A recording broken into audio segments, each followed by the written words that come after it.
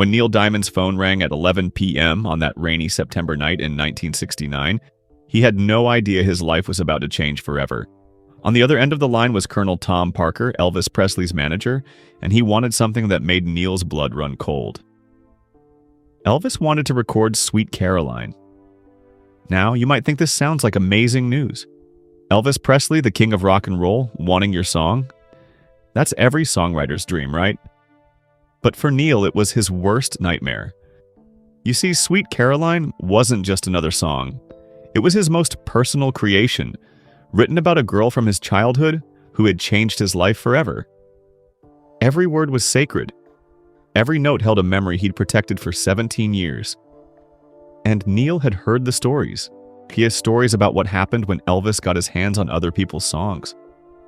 Sometimes he made them better, but sometimes he twisted them so much that the original writers didn't even recognize their own work anymore. Neil had just 72 hours to decide. Say yes and possibly watch Elvis destroy the most important song he'd ever written. Say no and kiss his career goodbye forever. His hands were shaking so badly he could barely hold the phone. Because this wasn't just about music. This was about a secret he'd been keeping. A memory he'd never shared with anyone. And if Elvis recorded this song and it reached millions of people, that secret might finally come out. But what Neil heard when Elvis actually sang his song?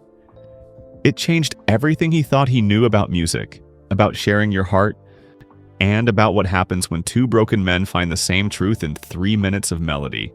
Watch this whole video to discover what really happened in that Memphis recording studio, why Neil almost said no to the biggest opportunity of his life, and the incredible true story behind one of the most beloved songs in American history. Neil Diamond's hands wouldn't stop shaking. He stood in the narrow kitchen of his Manhattan apartment, staring at the avocado green telephone mounted on the wall like it might explode. Outside, the September rain hammered against the windows, turning the city into a blur of yellow taxi lights and neon signs. It was 11 o'clock at night. Too late for good news, too early for emergency. The call had ended 3 minutes ago, but Neil's heart still pounded against his ribs like a trapped bird. "Mas Neil?" Marcia appeared in the doorway, tying her bathrobe. Her dark hair fell across her shoulders, and her eyes held that mixture of concern and patience she'd perfected during their 5 years of marriage. "You've been standing there forever. Who was on the phone?" Neil opened his mouth, but no words came out. His old stutter, the one he'd mostly conquered, threatened to return. He took a breath the way his speech therapist had taught him years ago.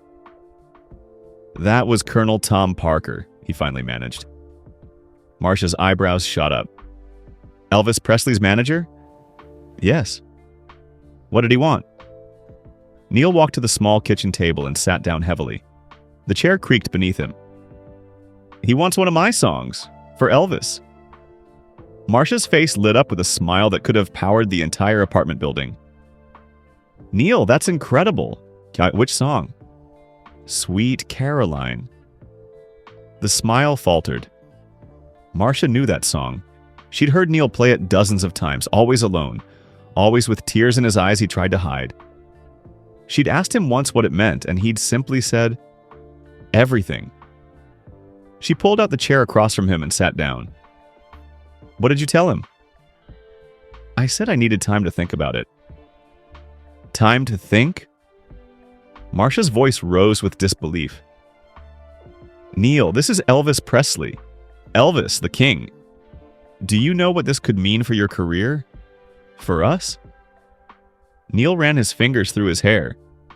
At 32, he was already starting to find gray strands among the black.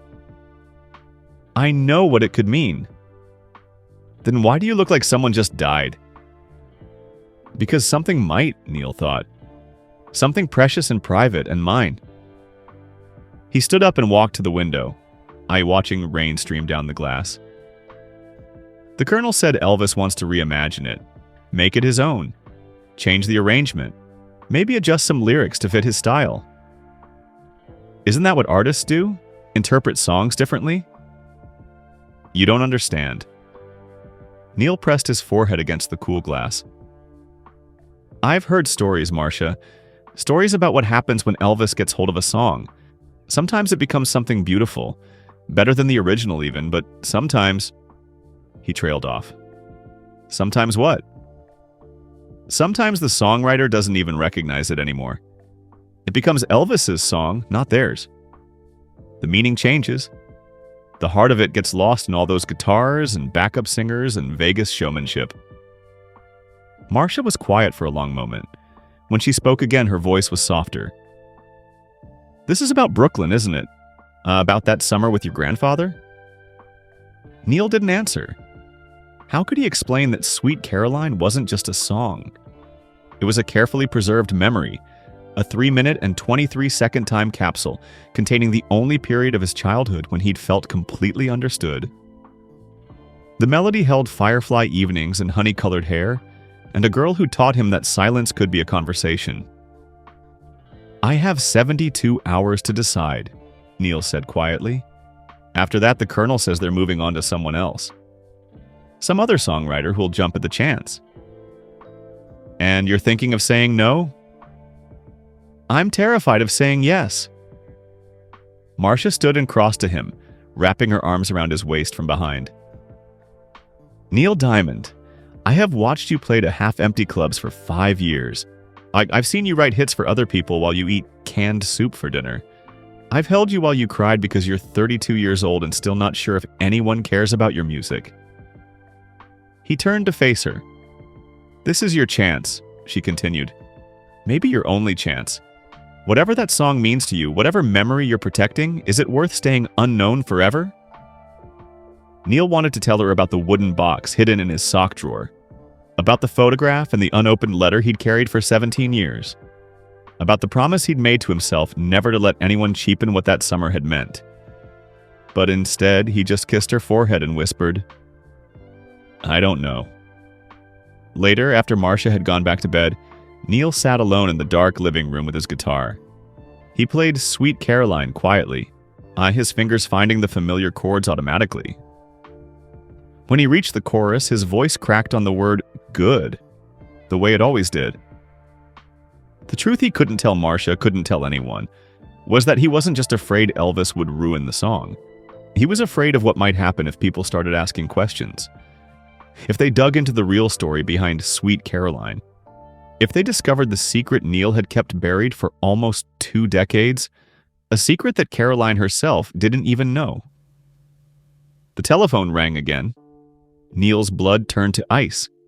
He stared at it through the darkness, letting it ring once, twice, 3 times.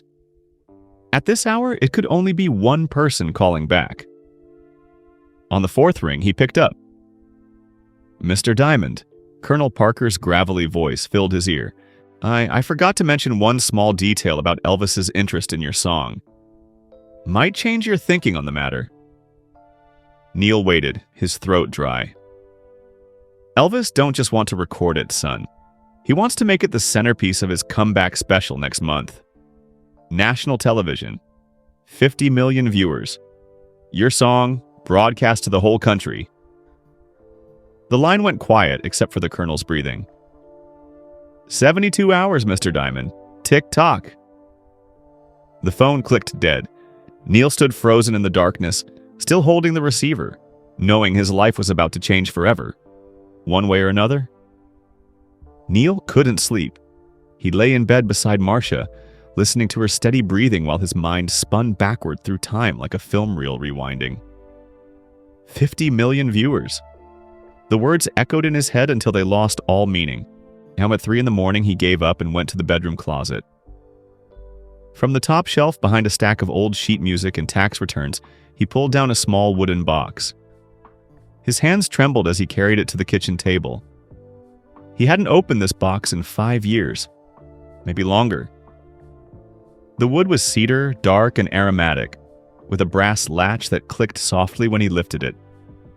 Inside lay the relics of a summer that had ended 17 years ago but never really left him. A photograph, faded and creased. 2 children sitting on porch steps. A black and white moment frozen in 1952. And beneath it, an envelope. Yellowed, unopened, addressed in careful, looping handwriting. "To Neil for when you're ready." He stared at Caroline's handwriting and felt 12 years old again. Brooklyn, 1952. Chester Avenue in the heat of July. A young Neil Rabinowitz, he wouldn't become Diamond until high school, was a skinny kid with glasses too big for his face and a stutter that made other children laugh. He spent every summer at his grandfather's house, a narrow brownstone where music lived in the walls. Grandpa Solomon was a violinist who'd fled Russia decades earlier, bringing nothing but his instrument and his dreams.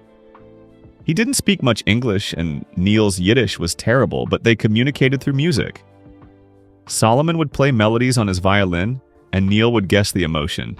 Happy, sad, angry, peaceful. It was their private language. That summer, everything changed when the Brennan family moved into the house 3 doors down. Neil first saw Caroline on a Wednesday morning. She was dragging a box of books up her front steps, her honey-colored hair pulled back in a ponytail, wearing dungarees and a checkered shirt. She looked up, caught him staring, and waved. He tried to wave back and dropped the baseball he'd been holding. It rolled into the street. Caroline laughed, not meanly, but like she'd just witnessed something delightful. She ran over, retrieved his ball, and handed it to him. "I'm Caroline," she said. "We just moved from Queens." I'm Neil, he stammered, his face burning red. Other kids usually walked away when he stuttered. Some mimicked him. A few just stared with uncomfortable pity. Caroline did something different. She simply waited. She stood there with patient green eyes holding his baseball, not finishing his sentences or looking away. Just waiting, like his words were worth the time it took to hear them. "Neil," he finally managed. My name is Neil." "Nice to meet you, Neil," she said, handing him the ball. "You live around here?" He pointed to his grandfather's house. "With the violin music?" Her eyes lit up. "I hear it every evening. It's beautiful." Neil's grandfather played on the front porch every night at sunset, filling Chester Avenue with melodies that made people stop their conversations and listen. Neil had never thought about whether it was beautiful. It was just Grandpa Solomon's thing. "That's my grandfather," Neil said. "Does he take students?" Caroline asked. "I've always wanted to learn violin." Neil shook his head. "He doesn't teach, just he plays." "That's okay," Caroline said. "Maybe I'll just listen from my porch. Music doesn't need words anyway, right?" Something in the way she said it made Neil's heart skip. Over the next 2 weeks, Neil and Caroline became inseparable. She didn't go to his school, wouldn't until September, so she didn't know about his reputation as the weird kid who couldn't talk right. To Caroline, he was just Neil, the boy with the musical grandfather. They spent their days exploring the neighborhood, collecting bottle caps, reading comic books on her front steps. And every evening they'd sit on Solomon's porch while he played violin, watching fireflies dance in the humid air. One night, when Solomon had gone inside for tea, Caroline turned to Neil with a serious expression. "Can I tell you a secret?" she asked. Neil nodded. "Sometimes I get scared of words," she said quietly. "Like they're going to come out wrong or people won't understand what I mean." "Do you ever feel like that?" Neil stared at her. No one had ever asked him that before. Now, everyone assumed his stutter was just a speech problem, something to be fixed or ignored. No one had considered that maybe he felt trapped by language itself. Yes, he whispered. "All the tea time." Caroline smiled. "I have an idea. Want to try something?" She started humming, a simple melody rising and falling like a question. Then she looked at Neil expectantly. He understood immediately. She was asking him something without words. Neil hummed back, a different melody, one that felt like an answer. Caroline's face broke into the biggest smile he'd ever seen. "Yes, exactly. We can talk like this. Just us, our own language." For the rest of that summer, Neil and Caroline developed their humming conversations. If Caroline wanted to know if Neil was happy, she'd hum a bright, bouncing tune. If he was sad, he'd hum something slow and minor key. They had melodies for "Want to Get Ice Cream" and "Race You to the Corner" and "I'm Glad You're My Friend." For the first time in his life, Neil could speak without stuttering. The humming flowed from him effortlessly, naturally, joyfully. He wasn't broken anymore. He was understood. His grandfather noticed the change. One evening, Solomon pulled Neil aside while Caroline was walking home. "This girl," Solomon said in heavily accented English, "she is good for you. She hears your music." "What do you mean?" Neil asked. Solomon tapped his chest. "Everyone has music inside. Most people, they don't know how to listen for it. This Caroline, she listens. Don't forget this feeling, Neil. This is what matters in life, being heard." The last week of August arrived too quickly. Neil was sitting on Caroline's porch, helping her sort her baseball card collection, when her mother came outside with an expression that made his stomach drop. "Caroline, honey," Mrs. Brennan said gently. "Come inside for a minute. We need to talk." Caroline went inside. Neil waited on the porch, anxiety crawling up his spine. 20 minutes later, Caroline came back out. She'd been crying. "We're moving," she said, her voice flat. "To California." Neil felt like the ground had opened beneath him. When?" "Next week. Dad got transferred. Mom says it's a great opportunity." Caroline wiped her eyes angrily. "I don't care about opportunities. I finally made a real friend, and now—" She couldn't finish. They sat in miserable silence until Neil started humming. The saddest melody he could imagine. Yet all the heartbreak he couldn't put into words. Caroline hummed back, a melody that somehow said, I know, me too." The night before Caroline left, they sat on Grandpa Solomon's porch steps one last time. The old man had tactfully gone inside, leaving them alone with the fireflies and the warm Brooklyn night. Caroline pulled an envelope from her pocket. "I wrote you a letter," she said, "but I don't want you to read it now. Read it later. When you're ready, when it makes sense." When will that be?" Neil asked. "You'll know." She handed him the envelope and he tucked it carefully into his shirt pocket. Then Caroline did something that would stay with Neil forever. She started humming their goodbye melody, the one they'd created that afternoon, the one that meant, "I'll remember you forever." Neil hummed back, "Yeah, I'll write it down so I never forget." Caroline reached out and took his hand. They sat like that for a long time, not humming anymore, just holding hands while the summer night breathed around them. "Promise me something," Caroline finally said. "Anything. If you become a musician, and I think you will, promise you'll write something about this summer. Not about being sad, about the good parts, about how it felt to be understood." "I promise," Neil said. She squeezed his hand once more, then stood up. "Goodbye, Neil Rabinowitz."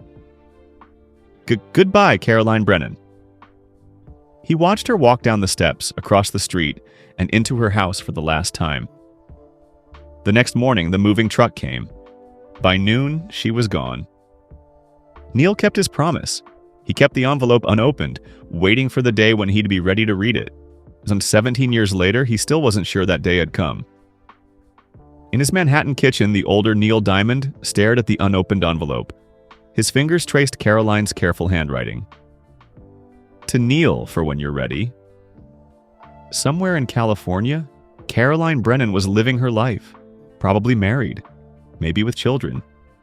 She had no idea that the stuttering boy from Brooklyn had become a songwriter. No idea that he'd written Sweet Caroline about their summer together. No idea that Elvis Presley wanted to sing it to 50 million people.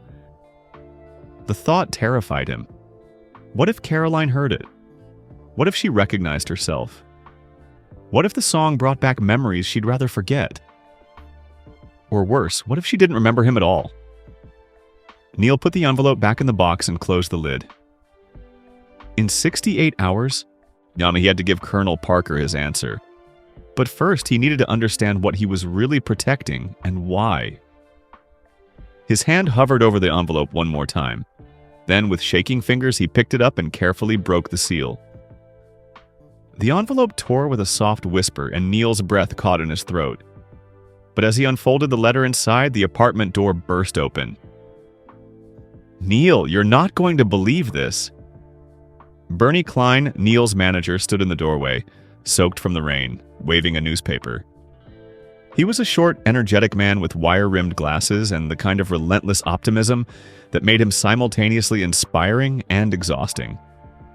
Neil quickly shoved the letter back into the box and closed the lid. "Bernie, it's 4 in the morning. I couldn't sleep. I read this." Bernie slapped the newspaper on the table, the entertainment section, already circled in red ink. Elvis's comeback special is the most anticipated television event of the year. Every major label is fighting to get their artists featured, and he wants your song, Neil. Yours. Neil rubbed his eyes. "How did you even know about that?" "Colonel Parker's office called me an hour after they called you. Professional courtesy." Bernie pulled out a chair and sat down, rain dripping from his coat onto the linoleum. "They wanted to make sure I'd convince you to say yes." "And will you?" Bernie's expression softened. "That depends. Tell me why you're thinking of saying no." Neil stood and walked to the coffee pot, needing something to do with his hands. "It's complicated. Music is always complicated, and that's what makes it matter. This song is personal, Bernie. It's about someone real, a specific summer, a specific person. If Elvis changes it, if he makes it into some Las Vegas spectacle with showgirls and sequins." "Elvis hasn't worn sequins in 5 years, Bernie interrupted. "He's different now, serious. This comeback isn't about spectacle, it's about soul. Haven't you been reading the trades? He's recording at American Sound Studio in Memphis. Raw, emotional stuff. The old Elvis before Hollywood ruined him." Neil poured 2 cups of coffee and handed one to Bernie. "Even if that's true, once he records it, it's not mine anymore. It becomes his. Everyone will think of it as an Elvis song. And that's bad because Caroline deserves better." The name slipped out before Neil could stop it. Bernie leaned forward. "Not Caroline? The girl from the song? She's real?" Neil nodded slowly. "She was my neighbor one summer when I was 12. She moved away. I never saw her again." "Does she know you wrote a song about her?" "No, she probably doesn't even remember me." Bernie was quiet for a moment, sipping his coffee. Then he said, "Neil, I've been your manager for 3 years.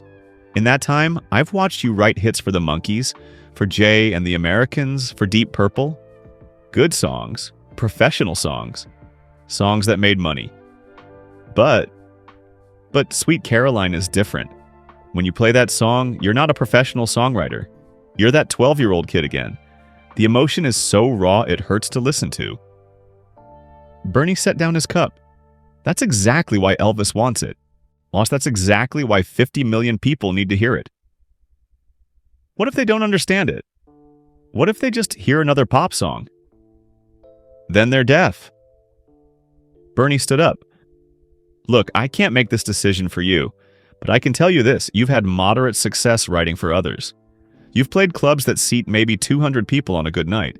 But you, Neil Diamond the performer, you're still waiting tables between gigs." Neil winced. The waiter job at the Brill Building restaurant was supposed to be temporary. That was 2 years ago. "Elvis Presley could change everything," Bernie continued. "Not just your bank account, your legitimacy. People would want to know who wrote the song the king is singing. They'd buy your records, come to your concerts.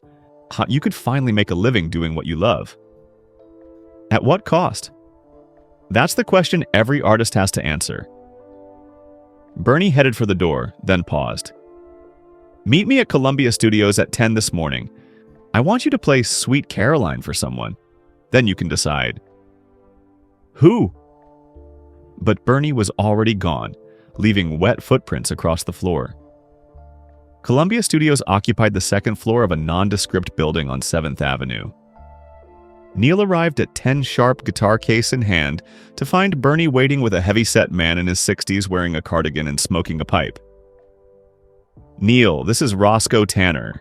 He's engineered sessions for Sinatra, Dylan, Simon, and Garfunkel. Everyone who matters, Roscoe interrupted, extending a calloused hand. Heard a lot about you, kid. Bernie says you're having a crisis of conscience. Neil shook his hand. Something like that. Good. Artists without consciences make terrible music.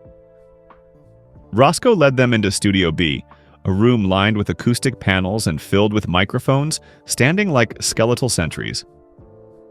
Bernie asked me to listen to this song everyone's fighting over. So, play it for me. No production, no bullshit. Just you and your guitar.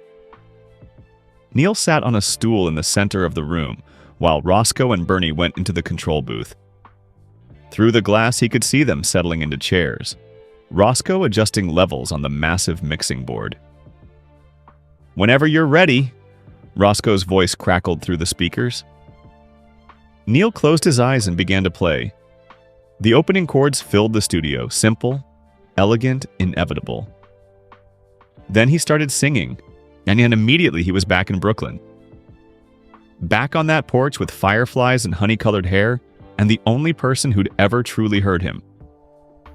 His voice cracked on the chorus the way it always did. Sweet Caroline, good times never seemed so good. The memory of Caroline's hand in his, the way she'd waited patiently through his stutters, the humming conversations that made him feel whole. When the final chord faded, Neil kept his eyes closed, afraid to see their reactions. Silence from the control booth. More silence. Finally, Neil looked up. Through the glass, he saw Bernie wiping his eyes. Roscoe was staring at the mixing board, his pipe forgotten in his hand. The speaker crackled. Play it again, Roscoe said quietly. What? Play it again. I need to hear something. Neil played it again. And this time he watched Roscoe through the glass, saw the engineer leaning forward, listening with an intensity that was almost frightening. When Neil finished, Roscoe came out of the control booth and sat down across from him.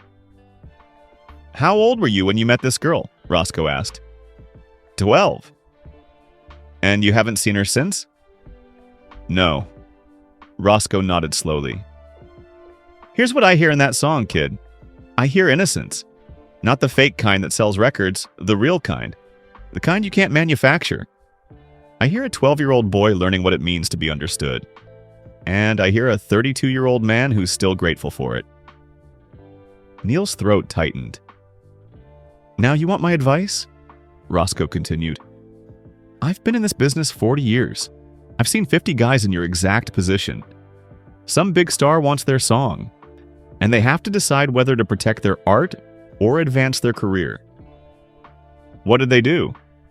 The ones who said no, they tell themselves bedtime stories about artistic integrity. They work day jobs and play dive bars and convince themselves they're martyrs for their craft. Roscoe relit his pipe.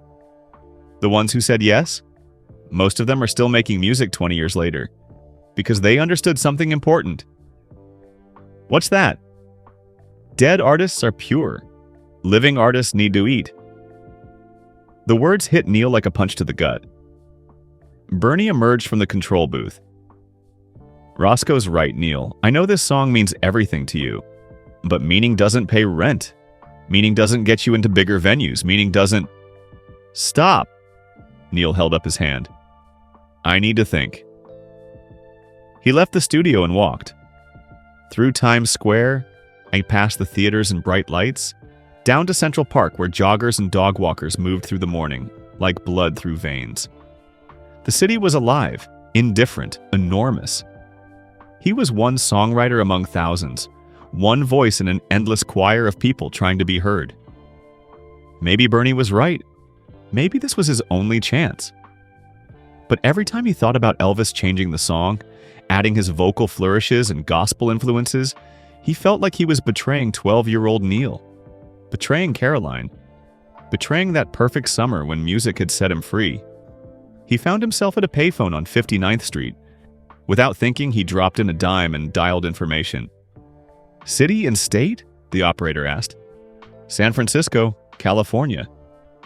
His heart hammered. Do you have a listing for Caroline Brennan? Clicks and static. I have 3 C. Brennans in San Francisco. Any with the first name Caroline? I can't give out first names, sir. I can connect you to one of the numbers if you'd like.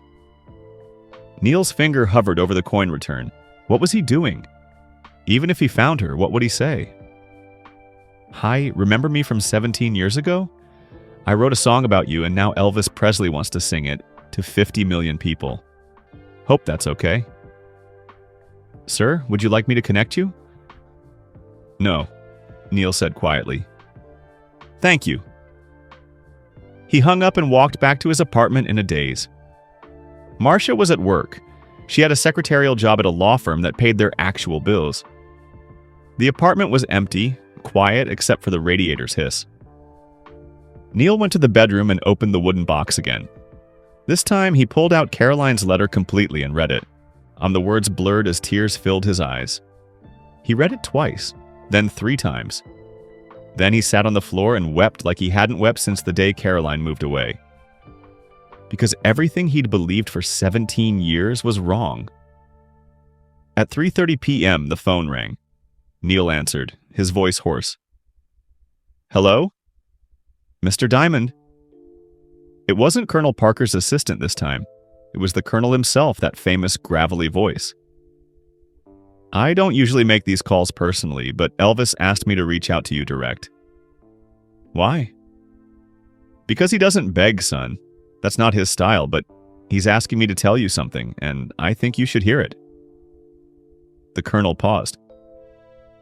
This song of yours, Elvis has been listening to it non-stop for 3 days. Won't tell any of us why it matters to him so much. Just keeps playing it over and over, getting this look on his face like he's remembering something painful. Neil's pulse quickened. He wants to honor it, not change it, the Colonel continued. But I've made promises I can't break about the special, about the arrangements, about what happens next. So here's the deal. You need to trust us, really trust us, or walk away right now. No hard feelings either way. I need to know one thing, Neil said. What's that? Why does this song matter to Elvis? What does he hear in it? The Colonel was quiet for a long moment. That's between him and God, son. But I can tell you this, the king hasn't cried in a recording studio in 10 years. He cried listening to your demo. Whatever memories you wrote into those 3 minutes, he's got his own version of them. His own Caroline, if you follow me. Neil did follow. He followed perfectly. I'll give you my answer tomorrow, Neil said. But I have one condition if I say yes. Name it. I need to be there when he records it. I need to hear it myself before it's released. If I don't believe he's honoring it, we tear up the contract. Deal? The line went silent. Neil could hear the Colonel breathing, considering. Deal, the Colonel finally said. But son, you better get yourself to Memphis by tomorrow night. We're recording Friday at American Sound Studio. Miss that session and we're moving on to someone else. I'll be there. Neil hung up and immediately called Bernie. Book me a flight to Memphis, he said. And Bernie, I'm going to need you to do something else for me. Something important. Anything. Find Caroline Brennan. She's in San Francisco. I need to know she's okay. I need to know she's living a good life. Why? Neil looked down at the letter in his hands. The letter that had changed everything. Because she asked me to share this song with the world, he said softly. And I'm finally ready to keep that promise. The flight to Memphis left at 6 a.m. Neil sat in coach, clutching his guitar case, watching the sun rise over the clouds. He hadn't slept. Instead, he'd spent the entire night reading Caroline's letter over and over, each word reshaping 17 years of assumptions. The letter was written in the careful handwriting of an 11-year-old trying to be grown up. Dear Neil, by the time you read this, I'll be in California. Mom says I should be excited about the adventure, but I just feel sad. I keep thinking about our humming conversations and how I'll never find another friend who understands me like you do. I have to tell you something I wasn't supposed to tell anyone. The real reason we're moving isn't just Dad's job. It's because I'm sick. Neil had stopped breathing when he first read those words. I have a heart condition. That's what the doctors call it. My heart doesn't work right, and I need surgery at a special hospital in San Francisco. Mom and Dad didn't want me to know, but I heard them talking late at night. They use words like risky and complications and if something happens. I'm scared, Neil, really scared. But I don't want to be scared, so I pretend I'm excited about California and palm trees and the ocean. Here's the thing, though. This summer with you made me feel brave. And when we had our humming conversations, I felt like I could say anything without words getting in the way. You taught me that some things don't need to be said out loud to be real. That's the most important thing anyone's ever taught me. I have surgery scheduled for October. The doctors say I have a good chance, but good isn't the same as definitely. So I'm writing this letter just in case, because there are things I want you to know. Neil's eyes had filled with tears at this part. If something happens to me during the surgery, I don't want you to be sad forever. I want you to remember the good parts, the fireflies and the ice cream and Grandpa Solomon's violin. I want you to remember that for one whole summer, we had our own language that nobody else in the world could speak. But here's what I really want to tell you. You're going to be a musician, Neil.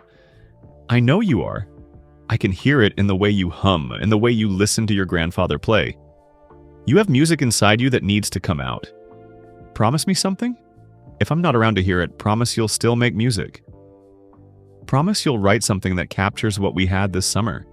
Not the scary parts or the sad parts, the good parts. The parts where we felt understood and free and happy. Promise you'll share it with the world. That's how I'll live on, even if the surgery doesn't work. Through your music, through the memories we made together. Don't be afraid to share it, Neil. That's the whole point. Music is meant to connect people, just like it connected us. I hope you're reading this when you're older, and I'm still alive and we're laughing about how dramatic I was when I was 11.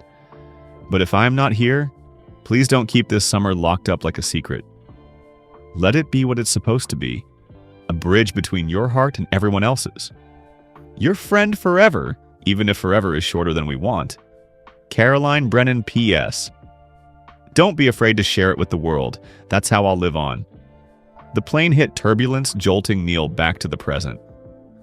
He wiped his eyes and looked out the window at Tennessee emerging below, green and hazy in the morning light. Before leaving New York, he'd called Bernie back with a strange request. "Did you find her?" Neil had asked. "I found 3 Caroline Brennans in San Francisco. One's 78 years old, one's 22. The middle one is 31, right age range. Married name is Caroline Brennan Shaw. She's a music teacher at an elementary school in the Mission District." Neil's heart had leaped. A music teacher? Yeah, want me to call her? Find out if she's the right one? No, Neil had said quickly. Then, softer, no, just tell me. Is she okay? Is she alive? According to the school's website, she's very much alive. There's even a photo. She's teaching a bunch of kids to play recorder. Neil had asked Bernie to describe her. Honey-colored hair, now shoulder length. Green eyes behind stylish glasses. A smile that looked patient and kind. It's her, Neil had whispered. She'd survived the surgery. She was alive. She was teaching music to children. And Neil had spent 17 years guarding their summer like a dragon hoarding gold, each when Caroline herself had asked him to share it. The guilt hit him like a wave.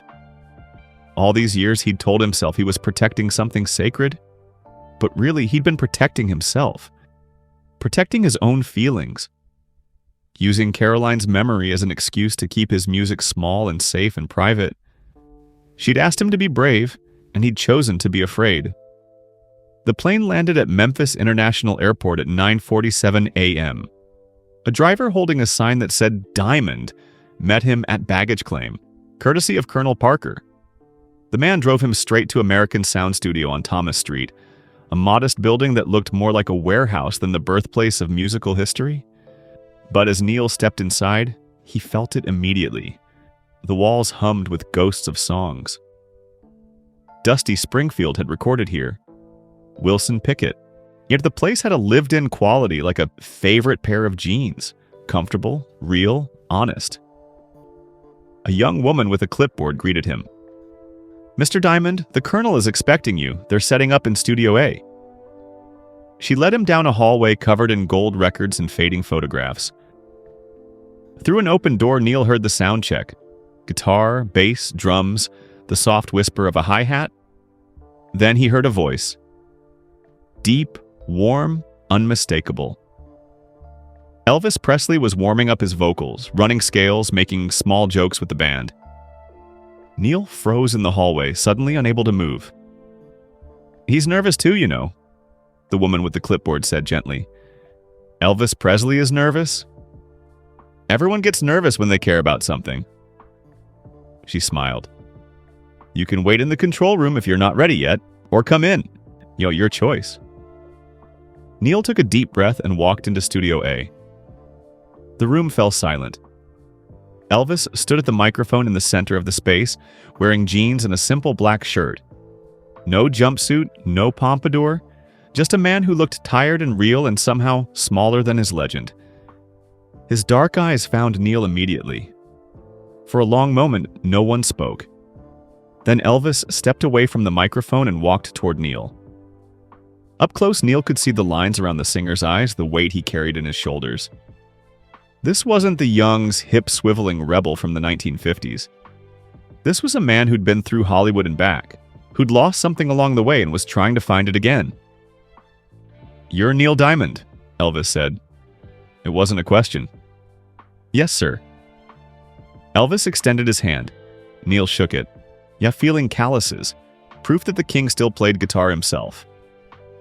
"Can I tell you why I need to sing your song?" Elvis asked. Neil nodded, unable to speak. Elvis gestured to a couple of folding chairs against the wall. They sat down while the band discreetly gave them space, pretending to tune instruments and check cables. "There was a girl," Elvis began quietly. "Name was Jennifer. She was 9 years old, daughter of one of my groundskeepers at Graceland. This was about 5 years ago." Neil leaned forward, listening. "Everyone who came to Graceland wanted something from me," Elvis continued. "An autograph, a photograph, a piece of me to take home. Even the people who loved me wanted me to be Elvis Presley all the time. The performer, the legend, the guy from the movies." He paused, his jaw working. But Jennifer didn't care about any of that. She'd come by after school while I was sitting on the back porch trying to get some peace. She'd plop down next to me and talk about her day. The spelling test she failed, the boy who pulled her pigtails, how her dog learned to fetch. Just normal kid stuff. Elvis smiled at the memory, but his eyes were wet. I'd listen, and she'd listen when I talked. We'd sit there for hours sometimes, just two people having a conversation. No one asking me to be anything except present. She was the only person in my life who made me feel like I was just me. Not the king, not Elvis Presley. Just a guy who needed a friend. What happened to her? Neil asked, though he already sensed the answer. Car accident, 2 years ago. Drunk driver ran a red light. Elvis's voice cracked. I was overseas filming Charo. Couldn't make it back for the funeral. Her parents didn't blame me, but I blame myself. Still do. He looked at Neil directly. When I heard your demo of Sweet Caroline, when you sang that line about reaching out and touching hands, Elvis had to stop, compose himself. That was our thing, Jennifer and me. When I'd get overwhelmed by all the noise and the demands and the pressure, she'd just reach out her little hand. Wouldn't say anything, just put her hand in mine, and somehow everything would quiet down. Neil felt tears streaming down his own face. The chorus, "Good times never seem so good." That's what those afternoons were, Elvis continued. The best times. The only times I felt real. And now she's gone and I can't get those moments back. But when I heard your song, I felt like maybe I could honor them. Honor her. Make something beautiful out of all this grief I'm carrying around. He turned to face Neil fully. I don't want to change your song, Neil. I want to sing it exactly as you wrote it. But I need you to understand. When I sing it, I'll be singing it for Jennifer. Just like you wrote it for your Caroline. Different people, different stories, but the same ache. The same gratitude for someone who really saw us. Neil couldn't speak. He could only nod. Elvis stood up and offered his hand again. Let's make a memory worth keeping, for both of them. Neil stood, shook his hand, and said the only thing he could think to say. She survived. What? My Caroline, the girl from the song. I found out yesterday she survived. She had heart surgery when she was 11. I thought maybe she died. That's why I've been so protective of the song. But she didn't die. She's alive. She's a music teacher in San Francisco. Elvis's face transformed with something like joy. That's beautiful, man. That's really beautiful. She wrote me a letter before her surgery, Neil continued, the words tumbling out now. She asked me to share our summer with the world, to make music that connects people. I've been so afraid of letting go, but she asked me to be brave. And I haven't been. Not until now. Elvis clapped him on the shoulder. Then let's be brave together. They walked back to the microphone together and Elvis signaled the band. Gentlemen, this is Neil Diamond, who wrote the song we're about to record. We're going to play it like we're all remembering someone we love. Someone who made us feel seen. Give me that energy. Grateful, bittersweet, honest. The band nodded, understanding.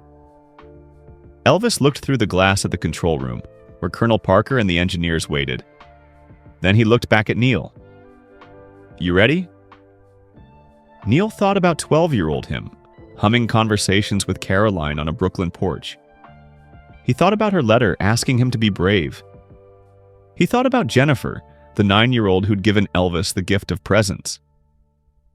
I'm ready, Neil said. Then let's give them something real, Elvis replied. The count-off began. 1, 2, 3, 4. An American sound studio filled with a song about touching hands and reaching out in good times that never seemed so good. But before Elvis could start singing, he stopped the band. Wait, he said, his voice thick with emotion. He looked directly at the glass of the control room, and somehow Neil knew Elvis could sense his presence on the other side, even though the glass was tinted. Is he here? Elvis asked the control room. The writer, is Neil Diamond here? I need to tell him something first. The speaker crackled. He's here, Elvis. Right here in the booth with us. Elvis closed his eyes, gathering himself. When he opened them again, he was looking straight at where Neil stood behind the glass. Mr. Diamond, Elvis said into the microphone, his voice carrying through the studio and into the control room where Neil stood frozen. Before we do this, I need you to know something. I need you to understand why this matters. Neil pressed his hand against the glass, his heart hammering, and Elvis began to speak.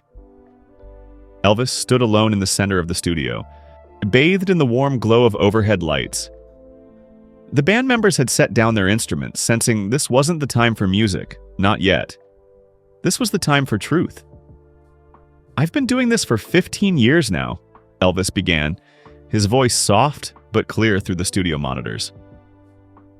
Singing songs other people wrote, making them mine. Some folks say I steal songs, change them so much the original writers don't recognize them anymore.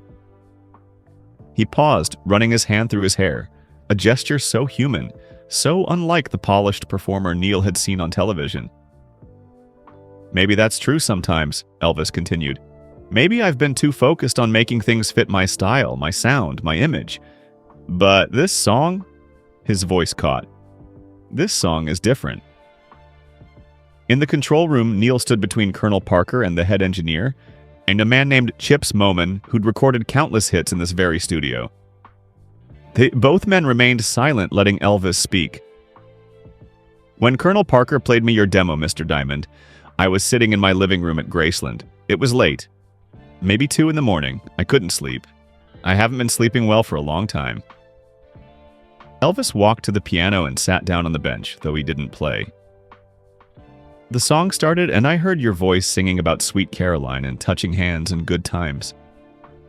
And suddenly I was back on my porch with Jennifer. I could smell the magnolias. I could feel her little hand in mine. I could hear her laugh when I told her a stupid joke. He looked up at the control room window, tears streaming freely down his face now. I played your demo 17 times that night. 17 times. And I cried through every single one. My people, they came in to check on me, worried I was having some kind of breakdown? Maybe I was. But it was the good kind. The kind where you remember why you're still alive. Colonel Parker shifted beside Neil, clearly uncomfortable with such raw emotion.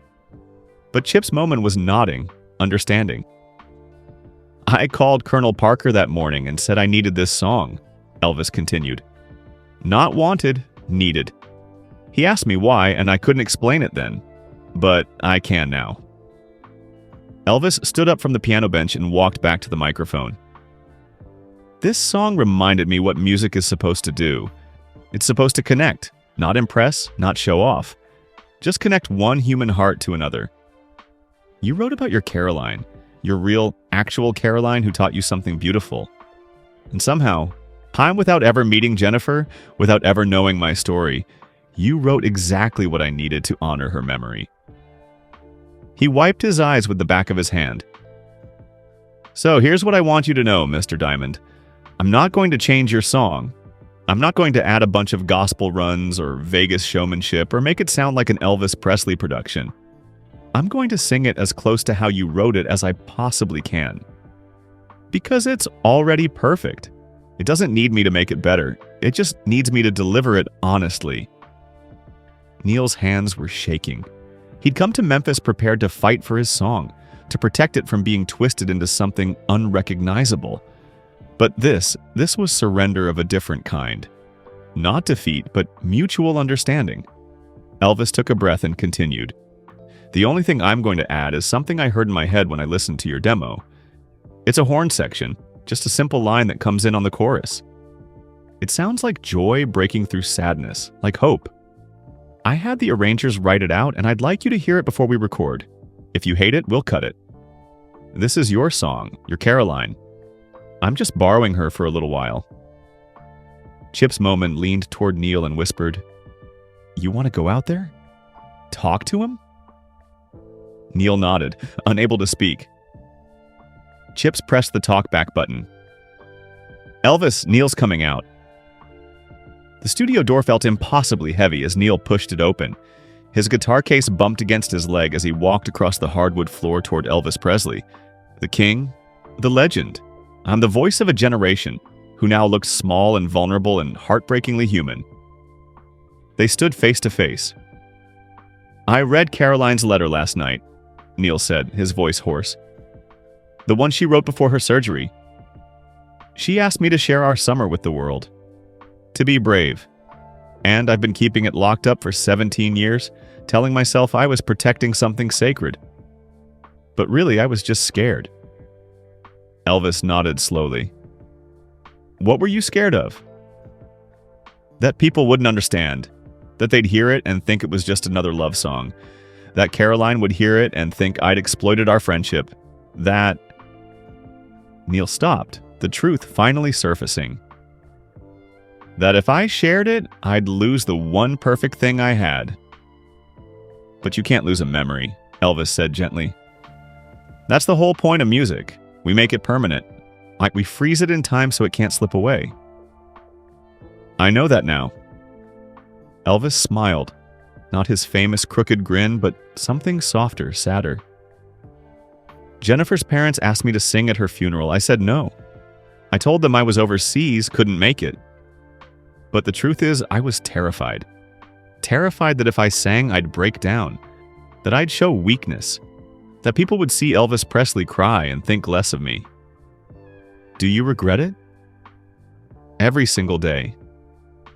Elvis's voice cracked. I never got to say goodbye properly. Never got to honor her the way she deserved. So when I heard your song, I knew this is my second chance. Maybe my only chance. To do something right. To let people see that grief is okay. That missing someone is okay. That the best music comes from the broken places.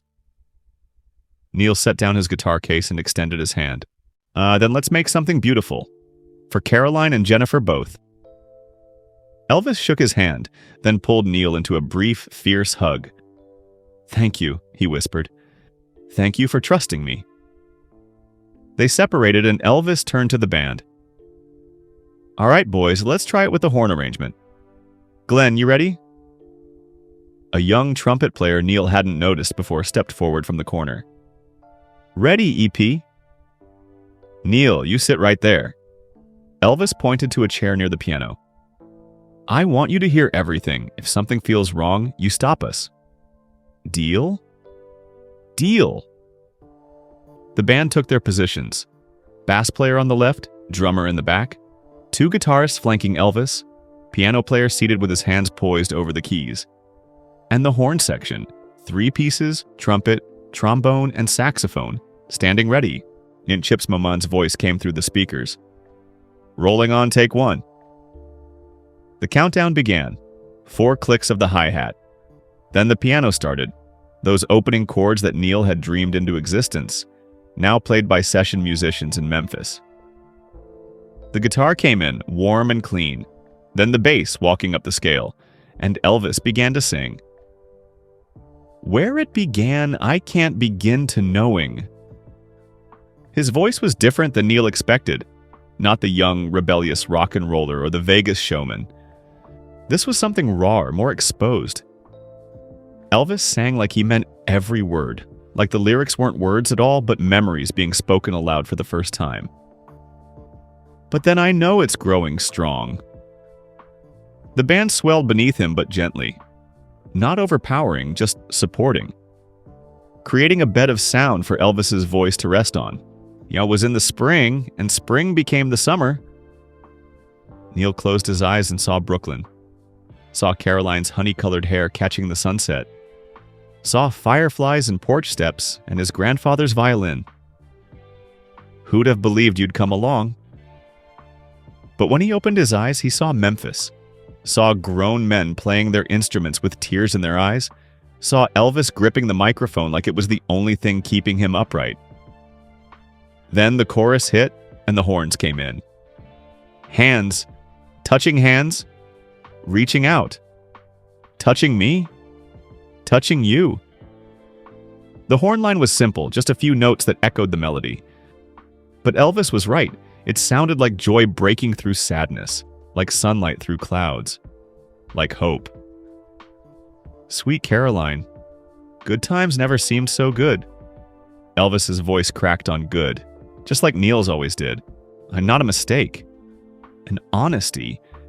A breaking that made it more beautiful. I've been inclined to believe they never would. The song built through the second verse, Elvis's voice growing stronger, more confident. The band locked into a groove that felt both professional and intimate, like they were playing in someone's living room instead of a recording studio. When they reached the final chorus, something magical happened. Elvis changed one small thing. He repeated the last line, "Sweet Caroline," 3 times instead of once, each repetition softer than the last. Like he couldn't bear to let go. Like he was saying goodbye to Jennifer one more time. The final chord faded into silence. No one moved. Finally, Chips Maman's voice crackled through the speakers. Guys, I don't know what to say. That was perfect. Elvis stepped back from the microphone, visibly shaking. He looked at Neil. "What did you think?" Neil stood up, his legs unsteady. He walked to where Elvis stood and grabbed his shoulders. "You didn't destroy my song," Neil said, his voice thick with emotion. "You understood it completely. You made it bigger without making it less personal. You made it universal without stripping away its intimacy." Elvis exhaled, relief washing over his face. "Yeah?" "Yeah." They stood there, 2 men who'd never met before today, connected by grief and gratitude and the strange alchemy of music that turns pain into beauty. Colonel Parker's voice came through the speakers. "Gentlemen, I hate to interrupt this moment, but we should do a few more takes. For safety." Elvis shook his head. "No." "What?" "That was the take." That was the one. We're done." "Elvis, we always do multiple..." "I said we're done." Elvis's voice was firm but not angry. If we try to do it again, we'll be chasing something we already caught. That take was real. That's the one we're using. Chip's moan came over the speakers again. For what it's worth, Elvis is right. That's the one. I can feel it. Colonel Parker grumbled something unintelligible but didn't argue further. Elvis turned back to Neil. Come into the control room. I want you to hear it played back. They walked together into the booth where Colonel Parker, Chip's moan, and 2 assistant engineers were already rewinding the tape. The small room smelled of cigarettes and coffee and old leather. Everybody ready? Chips asked. Neil nodded. Elvis stood beside him, one hand gripping the back of a chair. The tape played back through the massive studio monitors. Hearing it this way, outside the room, through speakers as a finished piece of art, Neil understood something he'd never grasped before. The song was no longer his. But that wasn't a loss, it was multiplication. His memory of Caroline, Elvis's memory of Jennifer, and every listener's memory of their own lost connections. All of them living inside these 3 minutes and 23 seconds. When the playback ended, Elvis looked directly at Neil and mouthed 2 words. Thank you. Neil mouthed back, no, thank you. Colonel Parker cleared his throat. Well, gentlemen, I think we have something special here. Elvis, the label is going to want to rush release this as the single for your comeback special. We're talking massive promotion, television performances, into the works. Something cold seized Neil's chest. Wait, what? The colonel looked at him, confused. That was always the plan, Mr. Diamond. This song launches Elvis's comeback. Goes out to 50 million viewers during the television special next month. But I thought... Neil turned to Elvis. I thought you were just recording it.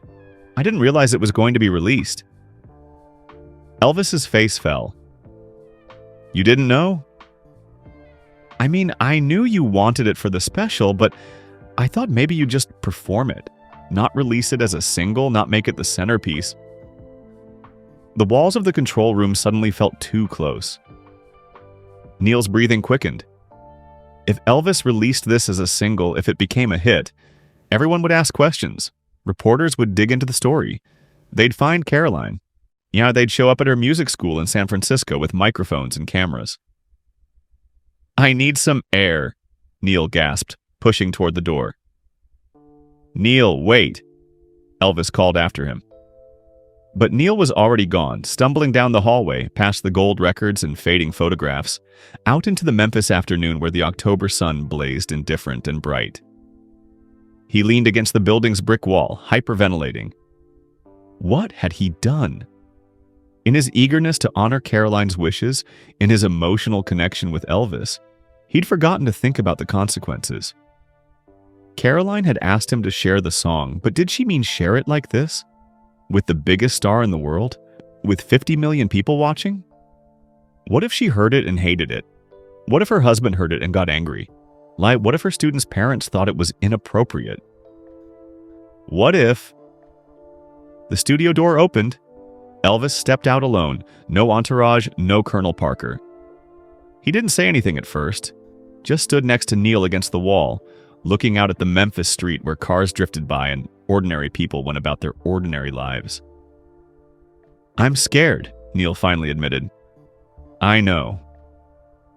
What if she hears it and thinks I betrayed her? Elvis was quiet for a long moment. Then he said, Can I tell you what I wish I'd done at Jennifer's funeral? Neil looked at him. I wish I'd stood up in front of all those people and sang the most honest, vulnerable song I knew. I wish I'd let them see me cry. I wish I'd honored her publicly instead of hiding my grief, because I was afraid of what people would think. Elvis's voice was steady but sad. You have a chance to honor Caroline while she's still alive. To let the whole world know she mattered. That what she gave you mattered. That's a gift, Neil. A scary gift, but a gift nonetheless. But what if... There's always a what if, Elvis interrupted gently.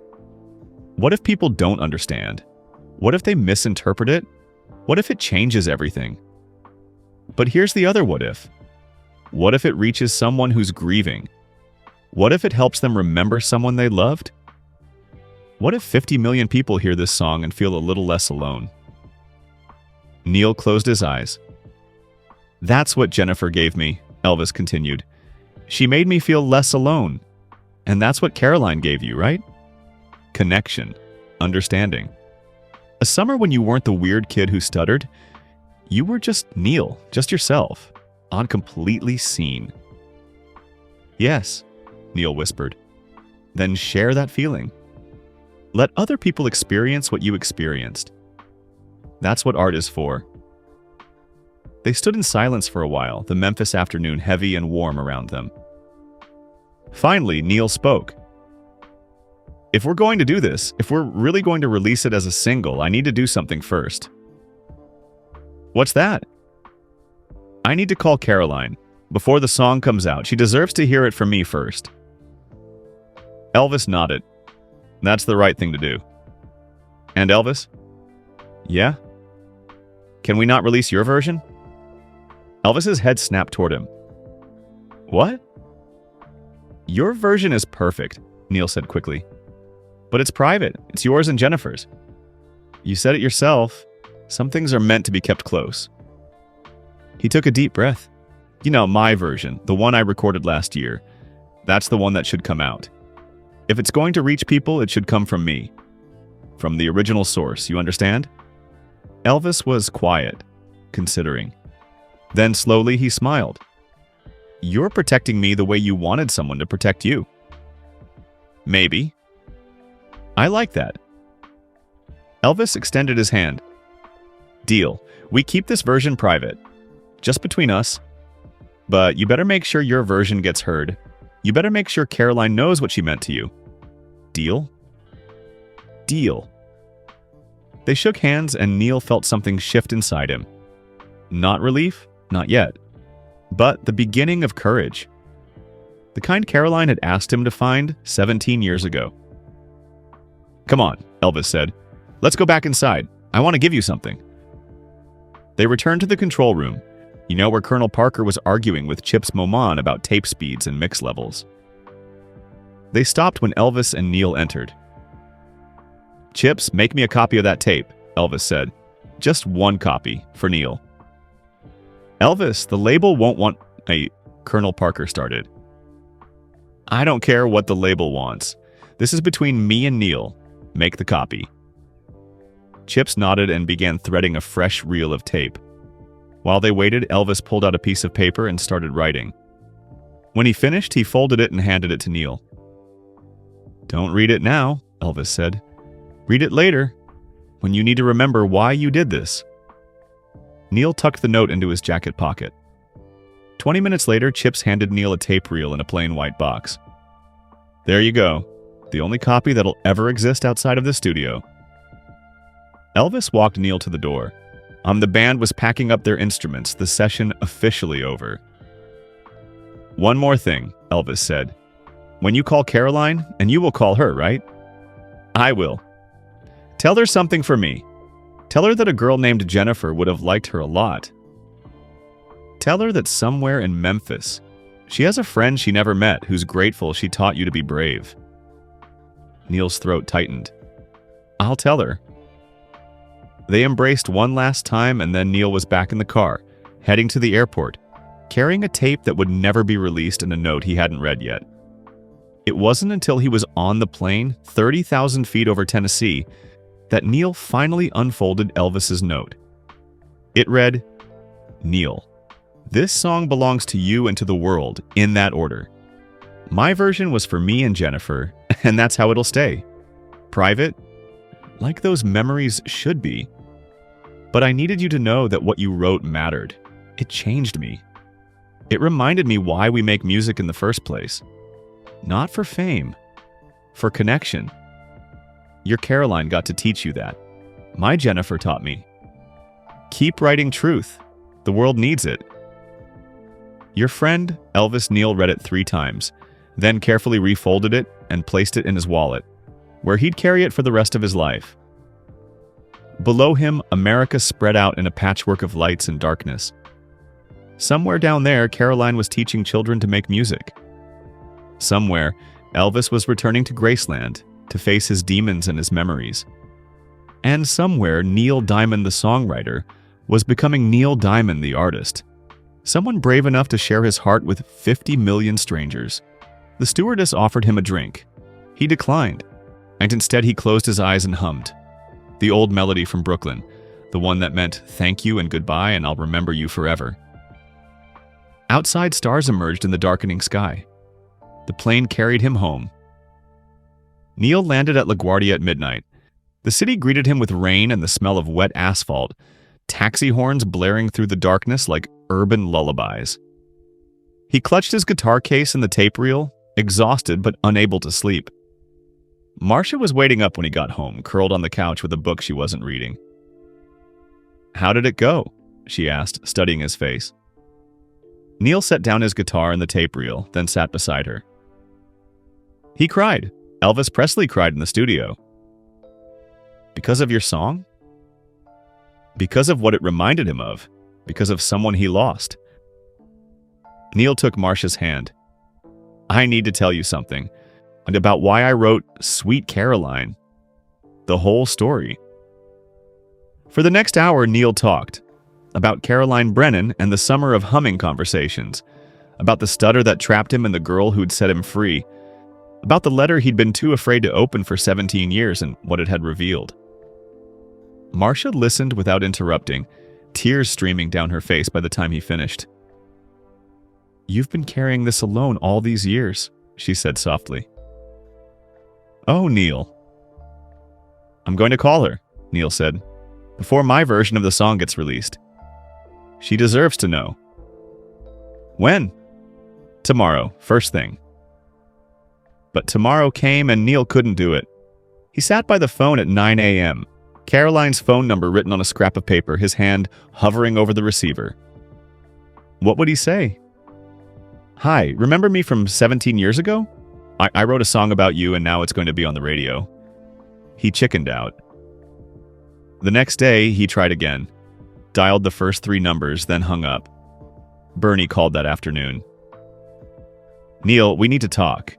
Your version of Sweet Caroline is getting radio play. I don't know how it started, but stations in Boston and New York are spinning it." Neil's stomach dropped. "How?" "Word got around the industry about Elvis wanting the song. DJs are curious. They're playing your demo from last year. It's picking up steam fast."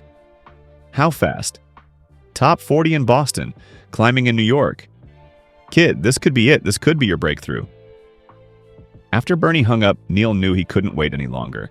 If the song was already getting airplay, Caroline might hear it any day now. He had to call. He dialed the number before he could talk himself out of it. It rang once, twice, 3 times. "Hello."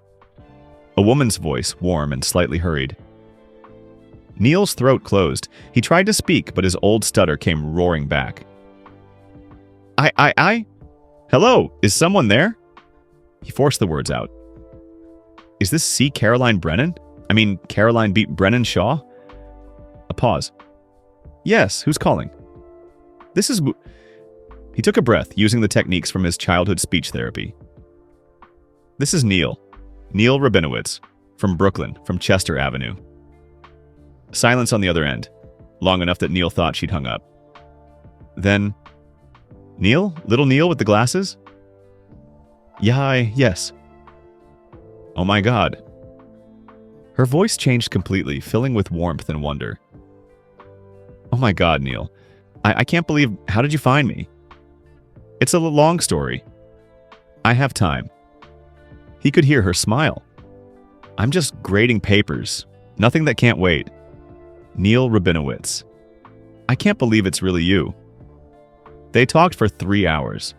Caroline told him about the surgery, how terrified she'd been, how the doctors had given her a 50% chance of survival, how she'd woken up afterward, and her first thought had been about the humming games they used to play. "I wondered if you'd remember me," she said. "If you'd grown up and forgotten that weird summer with the girl from 3 doors down." Forget you?" Neil laughed, though tears were running down his face. "Caroline, I thought about you every single day for 17 years. Really? Really? She told him about her life now, her husband Marcus, a history teacher, her 2 children, ages 6 and 4, her job teaching music to elementary school kids, many of whom had learning differences or disabilities. I teach them to communicate through music when words are hard, she explained. Just like you taught me. Well, technically I taught you, but you know what I mean. That's beautiful, Neil said. What about you? What are you doing now? This was the moment. Neil took a deep breath. I'm a songwriter. And Caroline, I need to tell you something. About a song I wrote? He explained everything. The letter she'd written, which he'd finally opened. The promise she'd asked him to make. How he'd written Sweet Caroline about their summer together. How it had been private for so long because he was afraid. How Elvis Presley had wanted it, but they'd decided to keep that version private. Why and how his own version was now getting radio play. When he finished, Caroline was quiet for so long that Neil's heart nearly stopped. You wrote a song, she finally said, her voice thick with emotion. You wrote a song about us. About you, about what you gave me. Can I hear it? It's on the radio in Boston and New York. It should be spreading to other cities soon. No, I mean, can you play it for me? Right now? Over the phone? Neil grabbed his guitar with shaking hands. He positioned the phone receiver between his ear and shoulder, settled the guitar on his lap, and began to play. He sang Sweet Caroline the way he'd sung it that day in Columbia Studios, the way he'd sung it 1,000 times alone in his apartment. Raw, honest, unpolished. His voice cracked on the chorus the way it always did. When he finished, he heard Caroline sobbing on the other end. Caroline, are you okay? I'm more than okay, she managed. Neil, that's the most beautiful thing anyone's ever done for me. You kept your promise. You took our summer and made it immortal. You're not angry? You don't think I exploited... Angry? She laughed through her tears. I'm honored. I'm amazed. God, Neil, I can't believe you remembered me like that. Like I was someone special. You were special. You are special. You saved me that summer. We saved each other, Caroline corrected gently. I was so scared about the surgery. So alone with it. And then there you were, this sweet boy who understood what it meant to need a different kind of language. You gave me permission to be myself, to communicate in a way that felt safe. They talked for another hour about the song, just about the memories it captured, about how strange and wonderful it was to reconnect after so many years. Finally, Caroline said, Neil, can I ask you something? Anything. Can I tell my students about this? About how a song can preserve a moment forever? It would be such a powerful lesson for them. Of course, tell whoever you want. And Neil, if the song becomes a hit, if it reaches a lot of people, promise me you won't be afraid of that. Promise me you'll let it do what it's meant to do. What's it meant to do? Connect people. Remind them that they're not alone. Show them that the moments when we feel truly seen, those are the moments worth remembering. Neil promised. They said goodbye with plans to stay in touch, to not let another 17 years pass before speaking again. After he hung up, Neil sat in the gathering darkness of his apartment, feeling lighter than he'd felt in years.